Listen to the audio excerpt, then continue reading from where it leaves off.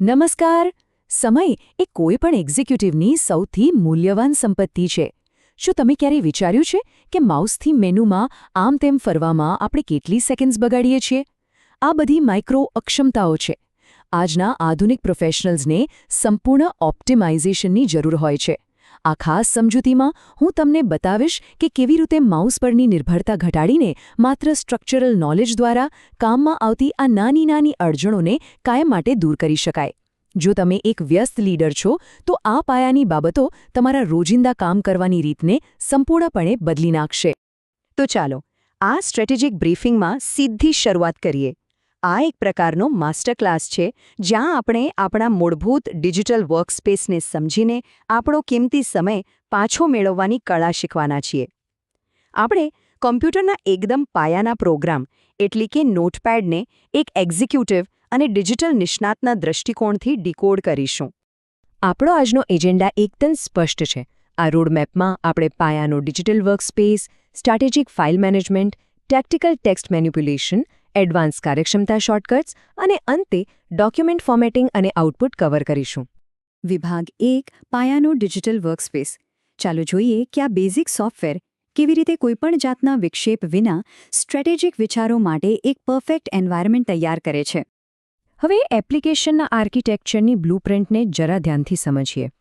નોટપેડની window ખોલતા જ આપણને સૌથી ઉપર ટાઇટલ બાર મળે છે, જે ફાઇલનું નામ દર્શાવે છે, બરાબર? મધ્યમાં મુખ્ય ટેક્સ્ટ એરિયા છે અને છેક નીચેના ભાગે સ્ટેટસ બાર આવેલો છે, જે આપણી ડિજિટલ પોઝિશનને એન્કર કરે છે. ખરેખર આ જ આપણો ડિજિટલ કેનવાસ છે, જ્યાં બધા જ મહત્વના નિર્ણયો ડ્રાફ્ટ થાય છે. અહીં સૌથી મહત્વપૂર્ણ મુદ્દો એ છે કે આ ટેક્સ્ટ એરિયા એકદમ સાદો અને સરળ છે. તમને થશે કે આ તો બહુ બેઝિક છે, પણ ખરેખર આ કોઈ મર્યાદા નથી. આ એક બહુ મોટો સ્ટ્રેટેજિક ફાયદો છે. અહીં કોઈ જાતના ગ્રાફિક્સ કે જટિલ ટૂલ્સ નથી હોતા. આ એક એવું વાતાવરણ છે જે સંપૂર્ણપણે ફોકસ્ડ ડ્રાફ્ટિંગ માટે જ ડિઝાઇન કરવામાં આવ્યો છે. શૂન્ય ઓપરેશનલ વિક્ષેપ. અહીં માત્ર તમારા વિચારો લખી શકાય છે, બીજું કંઈ જ નહીં. વિભાગ 2 સ્ટ્રેટેજિક ફાઇલ મેનેજમેન્ટ. હવે જ્યારે આપણા વિચારો લખાઈ ગયા છે તો આ ડ્રાફ્ટ કરેલી એસેટ્સને યોગ્ય રીતે સુરક્ષિત કરવી એ કોઈપણ લીડર માટે આગળનો સૌથી મહત્વનો પ્રોટોકોલ બની જાય છે. આ બે કમાન્ડ્સ વચ્ચેનો તફાવત સમજવો ખરેખર બહુ જ જરૂરી છે. સેવ અને સેવ એઝ. સામાન્ય રીતે લોકો માઉસ પકડીને ધીમે ધીમે ફાઇલ મેનુમાં જાય છે, પણ એક નિષ્ણાત તરીકે હું તમને શોર્ટકટ જ વાપરવાની સલાહ આપીશ. જ્યારે કોઈ નવી ફાઇલ સુરક્ષિત કરવી હોય ત્યારે સીધું જ કીબોર્ડ પર Ctrl+S દબાવી દો. કામ પૂરું. પરંતુ જો પહેલેથી સેવ કરેલી ફાઇલની કોઈ નવી કોપી બનાવવી હોય કે નામ બદલવું હોય તો Ctrl+Shift+Sનો ઉપયોગ થાય છે. આ છે બેઝિક ડેટા પ્રિઝર્વેશન અને એડવાન્સ્ડ વર્ઝન કંટ્રોલ વચ્ચેનો અસલી તફાવત. સમય બચાવવાની આ એક બીજી જ જબરદસ્ત રીત છે, જેને આપણે ઝડપી એસેટ ઇનિશિયલાઇઝેશન કહીશું.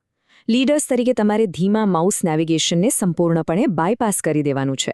નવી બ્લેન્ક શીટ ખોલવી છે તો માત્ર Ctrl+N દબાવો, અને જો કોઈ જૂના ડોક્યુમેન્ટને તાત્કાલિક પાછું લાવવું હોય તો બસ Ctrl+Oનો ઉપયોગ કરો. આટલા નાના કીસ્ટ્રોક્સ તમારા કામની ગતિને અનેક ગણી વધારી દે છે, એ પણ સેકન્ડ્સના અમુક ભાગમાં. વિભાગ 3 ટેક્ટિકલ ટેક્સ્ટ મેનિપ્યુલેશન.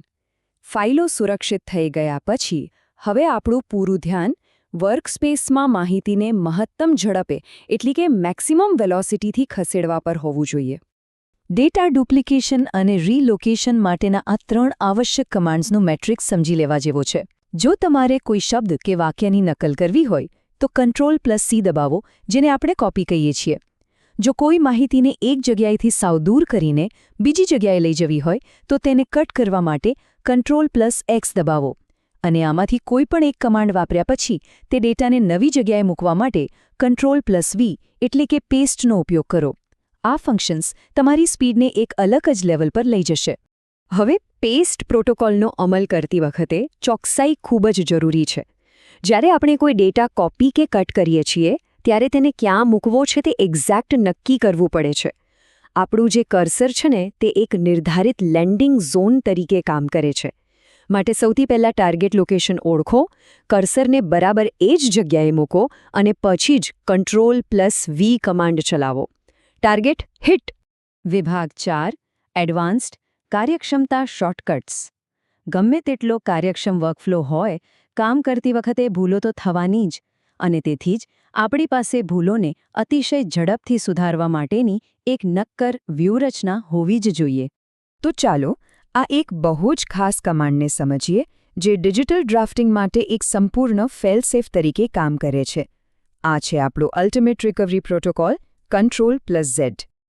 ધારો કે કામની ઉતાવળમાં ભૂલથી કોઈ બહુ જ અગત્યનો શબ્દ કે આખો ફકરો ડિલીટ થઈ જાય અથવા બેકસ્પેસ દબાઈ જાય, તો ગભરાવાની બિલકુલ જરૂર નથી. તેને તરત જ પાછો લાવવા માટે આ જાદુઈ શોર્ટકટ Ctrl+Z એટલે કે અન્ડુ કમાન્ડનો ઉપયોગ કરો. તે તરત જ તમારા ખોવાયેલા ડેટાને પાછો લાવી દેશે. એક વ્યસ્ત એક્ઝિક્યુટિવ માટે ભૂલ સુધારવા માટે આનાથી શ્રેષ્ઠ કોઈ હથિયાર નથી. વિભાગ 5 ડોક્યુમેન્ટ ફોર્મેટિંગ અને આઉટપુટ. આપણે બધું લખી તો લીધું, પણ અંતે ડ્રાફ્ટ કરેલા અને સુધારેલા ટેક્સ્ટને ફિઝિકલ ડિસ્ટ્રીબ્યુશન અથવા કોઈના રિવ્યૂ માટે તૈયાર પણ તો કરવું પડશે ને? આ અંતિમ ઓપરેશન્સ એ ખાતરી કરે છે કે ડોક્યુમેન્ટ પેજ પર યોગ્ય રીતે ગોઠવાઈ ગયું છે. પેજ સેટઅપમાં જઈને આપણે નક્કી કરી શકીએ છીએ કે પ્રિન્ટ પોર્ટ્રેટ એટલે કે ઊભા પેજ પર કે લેન્ડસ્કેપ એટલે કે આડા પેજ પર જોઈશે. બધું બરાબર સેટ થઈ ગયા પછી માઉસને અડ્યા વગર જ સીધું Ctrl+P દબાવો એટલે પ્રિન્ટર પર કમાન્ડ જતો રહેશે. અને હા, કામ પૂરું થયા પછી એપ્લિકેશનને ઝડપથી બંધ કરવાનું ભૂલતા નહીં.